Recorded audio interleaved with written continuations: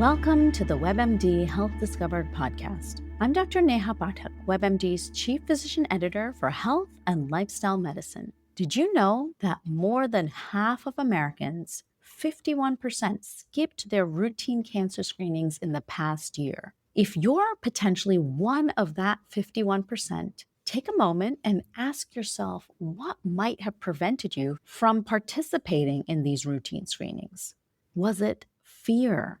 Lack of access? Was there not enough time in your overwhelming schedule to focus on screening and to take a proactive approach to your healthcare? Or maybe you weren't even aware of the recommendations and guidelines that put you in a category to recommend screening. Today, we're going to take a look at this alarming trend and uncover why so many people are missing their cancer screenings. We'll highlight which screenings are most commonly missed and how that can have life-altering consequences. We'll unpack what it takes to turn evidence into action when it comes to our health. We're also going to touch on some very real issues, like what it feels like to put off a screening because of fear, how bias might show up when it comes to awareness and screening, and how we can prioritize our health. Our guest today will discuss this and so much more, including what early detection can mean for the length and quality of our lives. From lifestyle changes to correcting misinformation, this episode will offer you practical insight on why screenings matter and the action steps we can take to empower ourselves and our loved ones to schedule that overdue cancer screening. First, let me introduce my guest, Dr. Chris Scuderi. Dr. Scuderi is a family physician with a focus on individual wellness and community health. He's currently the president of the Florida Academy of Family Physicians. As a physician, he partners with patients to understand the why behind their behaviors and what's motivating them. He himself is a cancer survivor, and he's passionate about cancer screening and prevention education, as well as support for those navigating a new diagnosis. Dr. Scuderi was commissioned into the U.S. Navy in 2002 as a lieutenant and completed a transitional internship at Naval Medical Center at Portsmouth in Virginia. Since leaving the Navy, Dr. Scuderi continues coordinating care for many veterans. Welcome to the WebMD Health Discovered podcast, Dr. Scuderi. Thank you so much, Dr. Pathak. We're so excited to have you and really interested in your own journey. So I'd love to start there with your story. As I mentioned, you're not just a physician, you're also a cancer survivor. Can you share your story? Help us understand what your journey was from diagnosis to survivorship. Thank you so much for bringing awareness to this topic. It's a great topic, and this topic has a lot of fear around it. And so I think bringing it out in the open is just an excellent way to make people comfortable with it. And so when I talk about my story, I want listeners to understand that there's 18.6 million other Americans who share my story. My story is not unique. I mean, if you talk to people in your family or at work, they all have similar stories. They all have stories of survivorship. And I encourage you today, if you are a cancer survivor, please share your story, because the more people that understand that you get through cancer and you take the fear out from it, the better. You know, this week alone, Deion Sanders, the coach of the University of Colorado football team, shared that he also was diagnosed with bladder cancer, and he had a major surgery this spring to treat his cancer. And I really applauded him, because if you looked at the news this week, he used it as a platform to encourage people to get screened. And I thought that was fantastic. So great topic today. I'm very passionate about screening. And I thought it was amazing to see an athlete and a coach use their cancer as a chance to encourage people to do that. And so a little bit about my cancer. So I was a very healthy family physician. 2020 hit. I think all of us can hear the words 2020 in our mind and can remember how challenging of a year that was. And for my family, it was a difficult year. You know, we lost my father-in-law earlier that year, and I had a lot of responsibilities. I was associate chair of the Department of Community Health and Family Medicine for the University of Florida, Jacksonville at the time. I was also the chair of the COVID-19 task force for the Florida Academy of Family Physicians. I was charged with providing education for all of our family physicians in Florida. And it was just a busy year with a lot of challenges, homeschooling kids and a lot of unknowns. And later in the year, in November, I thought I had food poisoning from eating a bad yogurt. And the next morning I woke up and just felt led to go to the emergency room. I hadn't been in the ER since I was 18 years old. And for some reason felt like this was different. And so I ended up going to the emergency room, had a friend of mine who was a surgeon who convinced me twice to stay there. I was ready to leave and ended up going and getting seen. And I had a CT scan, and a good friend of mine who's the chair of radiology called me directly into the ER doc and said, "Hey, I just want to let you know I did your CT scan. Your appendix looks great. You know, your intestines look good, but there's a spot on your bladder I'm really concerned with. You should get checked out. You need to see a urologist."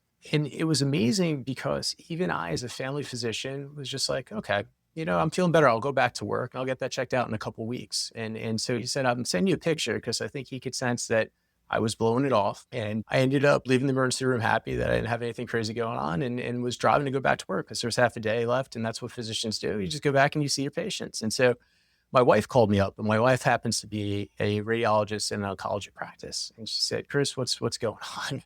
And I said, you know, just she's like, "Do I need to come get you?" And I said, "Well, you know, they found this thing in my bladder. It's no big deal. You know, I'll get checked out in a couple of weeks. I'm going to head back to work." She said, "Well, send me the picture." And immediately I got a phone call from my wife and said, "You need to call your friend Joe Costa, the urologist, and you need to be seen right now." And I called Joe, and he happened to have a cancellation. An hour later, I had a cystoscopy, and then on camera, it was very real. There was a large tumor in my bladder. And so at that point, I became a cancer patient. And I was amazed. Just, you know, I know so much as a physician. I've walked so many patients through cancer, but at that moment when somebody told me there was a mass and something concerning my bladder, it just blew it off, you know. And so I think that's why it's so important to bring this topic up, because a lot of times we don't think well around cancer. And so this is a good opportunity.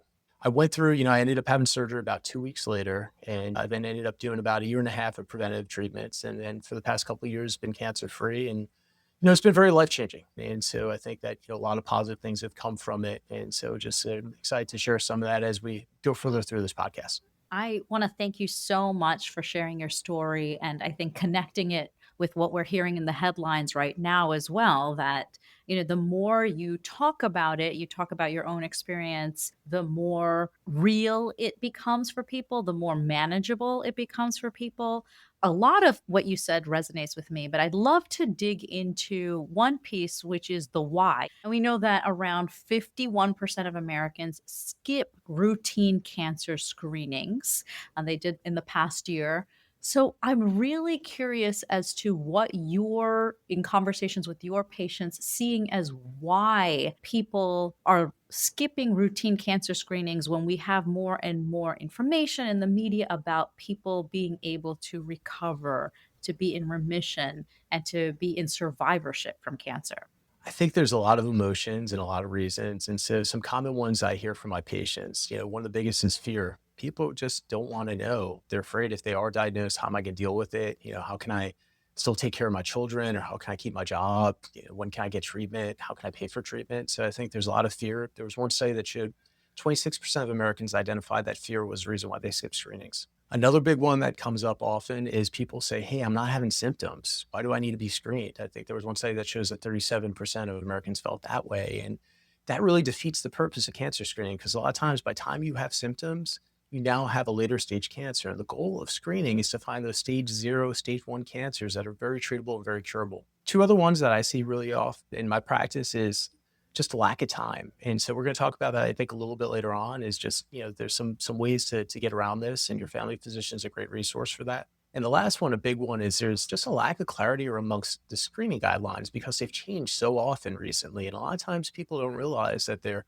due for screening. They don't realize that a lot of the ages have changed, that now some of them are 40 for, you know, breast cancer screening, or 4 to 5 for colorectal cancer screening. A lot of people are unaware that there's even a screening out there for lung cancer. And so having a family physician to be able to guide you through these conversations is really important, because patients, it's difficult for us as physicians to keep up with these guidelines. So I think as a patient, it's very challenging. And so you need someone that could kind of walk you through and say, "Okay, based on your age, based on your risk factors, this is what you're due for. And then based on your family history, you may be high risk. We may need to do some more for you." And so I really challenge everybody today. One big take home is have a great relationship with your family physician, because they can really help create a unique plan for you. Can you help us understand the concept of cancer screening? What are the typical cancers that we should be thinking about with regard to screening? Let's start there, and then we'll sort of address the second part of that. Sure. So looking at screenings, the ones that are most common is breast cancer screening. So that's receiving your mammograms, and that's an important one, just like you discussed.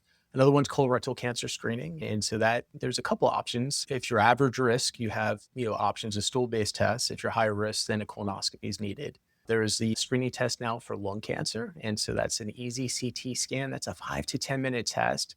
And a lot of times there's really some economical options for that test too, for people that may not have insurance. So you can talk to your family physician about that. A big one's cervical cancer screening. So that's your pap smears. And again, the guidelines around that have changed drastically in the past couple of years. And so it's good to have someone that can walk you through that depending on your age. Then there's prostate cancer screening. And that's another one where it's great to have a family physician to talk about the risks and benefits of prostate cancer screening, what age to start based on your family history and when to stop. And then another one to think about is skin cancer screening. If you live in an area with high exposures to the sun, or if you have family history, you may want to see a dermatologist. But the big four that we often talk about and really focus on are breast cancer, colorectal cancer, cervical cancer, and lung cancer.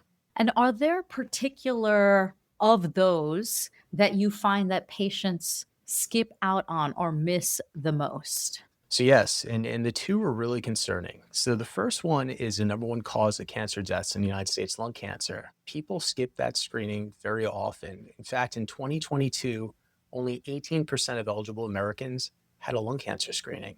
That meant 11 million Americans missed that screening. And so it's important if you're listening today, because a lot of people are unaware that there is a screening available. And so if you've smoked 20 pack years, and so that's either a pack a day for 20 years, half a pack a day for 40 years, or 2 packs a day for 10 years, you're between the ages of 50 and 80, and you've smoked within the last 15 years, you qualify for this screening. It's a great screening. And so a lot of times I find that my patients sometimes are ashamed or afraid to be honest about how much tobacco they use. And this is a great chance to be real with your physician, because there's a just really good opportunity to get a screening and to identify lung cancer early, which I mentioned is the number one cancer deaths in America. The second one is really important, is colorectal cancer screening. And so when you look at the fastest growing cause of cancers in patients under the age of 50, it's gastrointestinal cancers. And so people tend to skip colonoscopies because there's just so much, people hear all the stories. There's a lot of jokes. There's a lot around it. And if you are average risk and your family physician can walk you through what average risk is versus high risk, you may qualify for a stool-based test. But it's really important. I think a lot of people are unaware that the age did drop to 45 a couple of years ago. It was really interesting. It dropped to 45 the year I turned 45. And so my kids laughed at me because they said, "Dad, what do you want for your birthday that year?" And I said, "Getting a colonoscopy." And they thought I was joking. And 3 days after my 45th birthday, I got a colonoscopy because I said, I have to put my butt on the line if I'm going to give my patients a hard time about it. And so it is a big one. I've seen a number of cases, including a couple of my friends that have been diagnosed with early stage colon cancer in their late 40s. And so please, if you're, between 45 and 50, the recommendations have changed. Please get screened. So, why is it so important to really have this connection with your primary care doctor so that you can bring up symptoms that might shift the needle on what tests you're going to get, even if you don't fit into a screening category? I think it's important, especially if you have persistent or perplexing symptoms. If you have something that just doesn't get better, or it's concerning, or you just have a gut feeling, it's a great chance to have a relationship again, with your primary care physician, just to say, "Hey, I have this going on. This is strange. Just isn't getting better." And I think then talk about it, because a lot of times it is easy to say, "Well, I'm young," or "I'm female. I'm not at risk for cancer," and that's not true, because if you look at the demographics of cancer have changed tremendously in the past 20 years. As you look, cancers have decreased in the United States over the past 20 years from 2000 to 2019, but it has shifted. And so the cancer rates have decreased faster for men than for women. And so women now under the age of 50 have an 82% higher incidence of all cancers compared to men. And so it's really important, I think, that a lot of times people think about cancer and they think, just someone who's 75 in this, or somebody that has these bad lifestyle factors in this. And cancer has changed in the United States. And so I would, challenge you that just if you're having symptoms that just aren't getting better after a couple weeks, or there's just something that really your gut says, "Hey, this isn't right," please listen to that, because that still small voice is very powerful. And there's a lot of great tests today. There's a lot more access to care for a lot of people, and you can work through with your family physician about what can you do to get that help. So, we've talked a little bit about fear being a potential barrier to getting tested or screened. We've talked a little bit about maybe concerns around access. I'd love for you to dig in a little bit about what you said earlier around time. And you mentioned that in your own story, just feeling like you had so much going on. So, how do you help patients rethink that barrier? Time is hard. And I think especially now currently, we're all so busy and we have such little margin. And so this is an important one. An analogy I love to use with my patients is I talk to them a lot that their health is like their retirement account.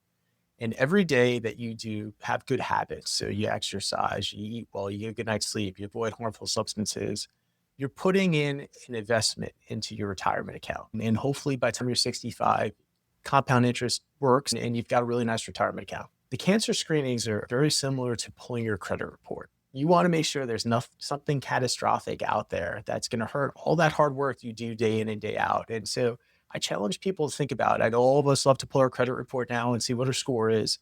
Your cancer screenings are your credit report. Pull that credit report, make sure there's nothing out there that's going to damage the hard work that you have done. And so I talk to patients about that. The other thing I talk to my patients about is screenings have changed. There are at-home options if you're average risk. And so especially we talked about colorectal cancer. And so there are some stool-based testing. So that's an option. The other thing is that a lot of places, especially if you're in a larger city, there may be options for a Saturday colonoscopy or an evening mammogram or a Saturday or Sunday low dose CT scan for your lung cancer screening. And so talking to your primary care physician is a great option because if you come in and say, hey, I'm really struggling. I used all my PTO this year because my child was sick or my mother was sick and I still need to get screened. How do I work that through? And that's exactly where that relationship comes in, where they can say, okay, here's options. Here, you qualify for home based testing. There's options on the weekend too.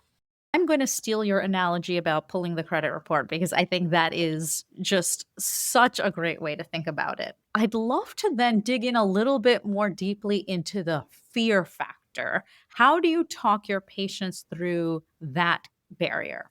So I let them know my story and let them know and it's fear is real. And I remember the first 2 weeks I was diagnosed. When you're first diagnosed with cancer, the first couple weeks are terrible. And you live in this unknown until you have staging pathology and a plan.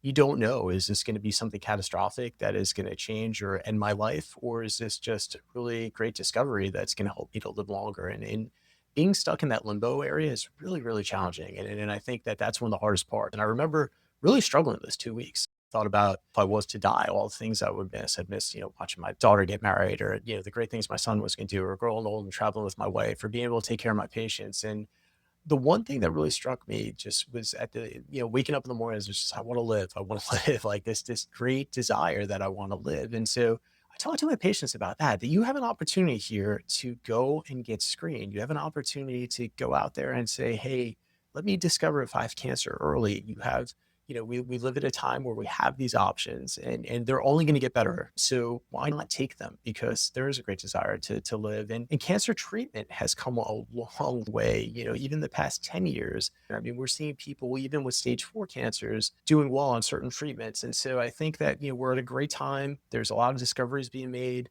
It's not like it was 20 years ago. And so I would encourage our patients just to be honest about fear. A lot of times when you have fear, if you talk about fear, you can work through it. And a lot of times people have fear because it's related to someone that was close to them that had a bad outcome or bad experience with cancer. And I think just being honest about that and working through it is really important. Yeah.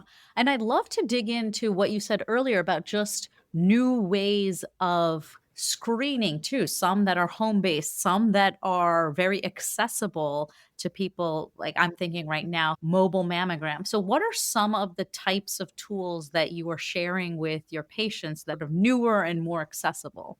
I think a lot of them, coming out now is the stool-based testing and for colorectal cancer, especially if you're average risk. Again, you have to check and make sure that you're average risk. But I think that we're about to really look the next 3 to 5 years, we're going to see a huge change. So I was reading about that there's even an at-home pap smear that I think is being released in the next year, which is just hard to imagine as a family physician. And I think we're looking at these multi-cancer early detection tests that have a lot of promise. They're not there yet, but I think that there's a lot of promise that these will really help us to screen for many different type of cancers. We just have to understand some of the nuances with these tests. There's going to be some saliva tests that you could do. There's going to be some pinprick tests that you could do similar to diabetes. So I think the age is coming that really helps us to take away that time constraint. And so over the next 3, 5, 10 years, have a great relationship with your primary care physician, because I think these options are coming forward and coming rapidly. There's also be more screening tests I foresee coming for some of the other cancers. Right now we talked about all the ones that we screened earlier, but I do think bladder, liver, pancreatic cancer, I think we're going to see some at-home testing coming for that too over the next 3 to 5 to 10 years and become more mainstream. And so it's an exciting time. I think that a lot of these companies that produce these products realize a lot of these emotions, a lot of the challenges, the fear, the time, and are trying to help overcome these barriers so we could screen more people safely. We've talked about cancer screening as that pulling of the credit report. And then I loved what you said about building the bank balance with healthy lifestyle changes and lifestyle behaviors. Because again, empowering yourself to be as healthy as possible is not just about checking, it's also about these types of behaviors. So, how do you talk to your patients about some of these lifestyle behaviors? What do you focus on? So this is a topic I love.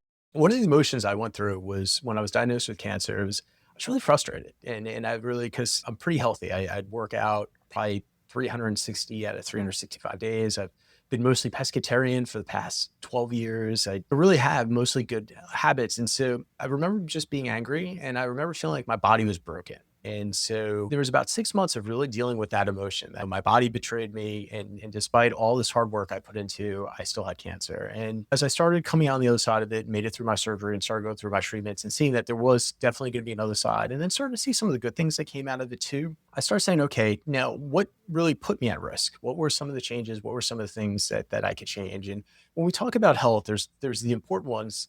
Our diet is huge. And I think we're just scratching the surface about how important that is. And so there's great studies out there about the Mediterranean diet. There's great studies out there about how ultra processed foods can affect us. And so I think really pay attention to your diet. We know movement is medicine. I talk to all my patients every day about just, you have to move. The more you move, we just don't move enough in this country. And just every day, just do 20 minutes of something. I don't care what that something is, but please move. And I think that really helps us to prevent cancer. The other one is, to avoid those harmful substances. And so please don't use tobacco. We know tobacco is very dangerous, and try to limit alcohol.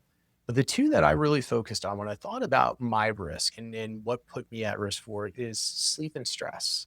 And so if I had one thing that I had to change in my life, I overwork and I work too hard, and I'm constantly running it in a high gear. And so I had to really look at, how do I change this in my life? And so the year after I was diagnosed, I really started to take a look at, okay, how do I change this? How do I make sure that my sleep is improved? How do I make sure that I'm recovering?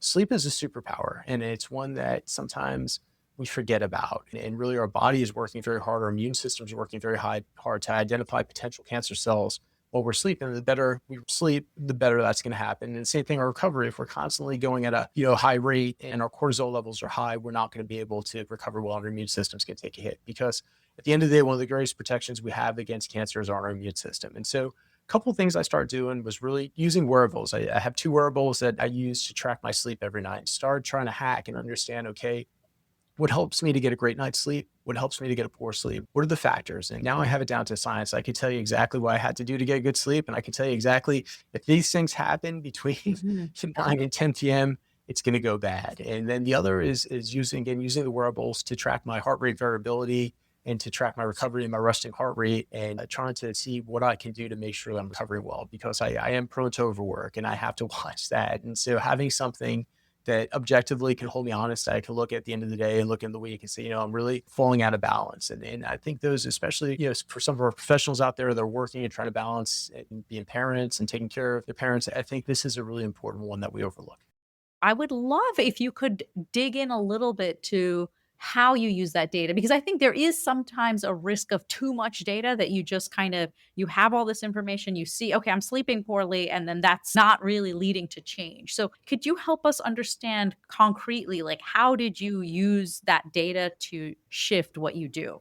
Sure. And there is a risk. And it's funny. I have to tell my daughter that all the time. She's an excellent runner. She's constantly looking at her watch to justify, is she running well or not? And I have to remind her, how do you feel? So I think there is a danger, and we have to balance both. And you have to ask yourself, how do I feel? Because they're just tools, and they're data. And sometimes your watch may tell you, you slept poorly, but you may feel great that day. And so how you feel is way more important. But the data is great. And I think, what really helped me was just realizing there was a couple things that were important for me. One was if I worked too late, especially on the computer or doing a lot of brain work, I would need time to descend, kind of like an airplane. I just couldn't go all the time. And so having that separation between work and sleep was very huge. Another one was I was never a heavy drinker, but alcohol really disrupted my sleep. I was amazed at just how even one or two drinks would really hamper my deep sleep. And so it's really one thing that's come out of me having cancer is I wasn't a big drinker to begin with, but I drink even less just because I recognize I'm like, I'm just not going to sleep as well. Eating late and heavy. So if I have dinner past 8 p.m.,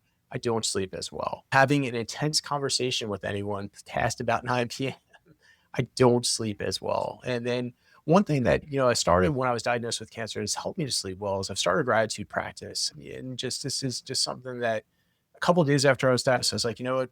I need to see the good in my days. And so before I go to bed every night, my faith's important to me. I think about three things that were a blessing from that day, particularly. Even if it was a terrible day, it really just it's the last thing I do before I go to bed at night. And there's been a lot of studies just with how gratitude drives health and how gratitude drives sleep. And so I think those were some big action items that really helped me. And caffeine's another one. Stay away from caffeine. Post about 1 or 2 o'clock, and so, but those have helped tremendously, especially gratitude. I challenge you that just if you take time to write down three things that you're grateful for from that day, it is powerful. It will change your life because we're trained these days to see the negative, and if we take some time to look around and just say, "Hey, it was a beautiful sunset tonight. Hey, that person at the restaurant was really kind to me. Hey, I had a great day with my children." That is amazing, and we need to recognize the good. I'm just so thankful to you for sharing those very concrete pieces because it is really something that we can change and we can change our mindset around what we're focusing on. And you saw tangible benefits in your sleep. So I think that is just such helpful information. So thank you for sharing that. And I'd love to hand it back over to you as we end our time together because what I think you've done so beautifully is shifted us from this idea that cancer screening is one thing at one moment in time and helped us understand that it's really sort of us thinking about what are our patterns of behavior and then when can we take this little snapshot of what our body is showing so that we can intervene or not intervene. So I'd love to kind of hand it over to you, your final thoughts on misconceptions around cancer screening that you'd like to allay, and then just what you'd like someone to take away from this episode. I think a big misconception that I hear often is that no one in my family had cancer. I'm not at risk of cancer. And so it's interesting because when we look at cancer in America, only 5 to 10% of cancers are hereditary. The rest are a combination of other factors. And so just because you don't have family history, I had no family history of bladder cancer. I didn't have the typical risk factors that someone with bladder cancer would have. And so I think that that's a huge fallacy that I hear often. And so I would just challenge our listeners today that, really this is a great opportunity just to think about and it's something you don't think about often, but just, hey, am I up to date? We all work so hard and we do so many things to have a great future. And cancer screening is one that if you take some time and you, again, look at it holistically into my whole health portfolio, how can I do well? And so I think having a great relationship with your primary care physician just to say, okay, am I up to date? What can I do? How can we work through our barriers? I think this is the way. It doesn't have to be something crazy. There's ways around every barrier. It's an exciting time. It's the other part that knowing that over the next couple of years, it's only going to get better and better. Screening is going to get better. Treatment's going to get better. And so, the one thing that I would challenge our listeners to today is, really be proactive about your own health. I think if you take the steps to say, okay, my life is a gift and what can I do today small to be healthier? Let me take a 20-minute walk at night. What can I do to eat a little bit healthier? What can I do to make sure that maybe I'm working a little less? What can I make sure to do that, I vacation a couple times a year? What can I make sure am I connecting with my friends that I haven't connected with for a long time? These things are all part of health. It's very holistic. And I think cancer comes into that because I think the healthier we are, it lowers our cancer risk. And then just making sure, again, pull your credit report, get screened. Thank you so much for being with us, Dr. Scuderi.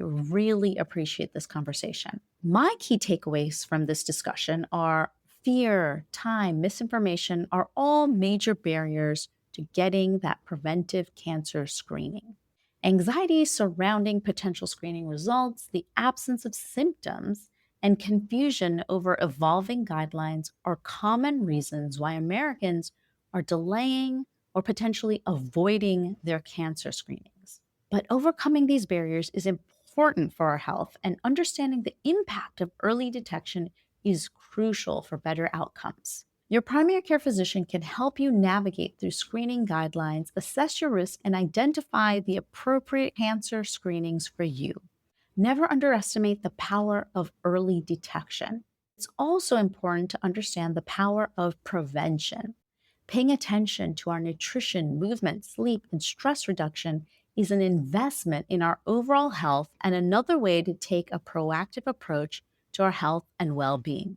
To find out more information about Dr. Chris Scuderi, make sure to check out our show notes. Thank you so much for listening. Please take a moment to follow, rate, and review this podcast on your favorite listening platform. If you'd like to send me an email about topics you're interested in or questions for future guests, please send me a note at webmdpodcast@webmd.net. This is Dr. Neha Pathak for the WebMD Health Discovered podcast.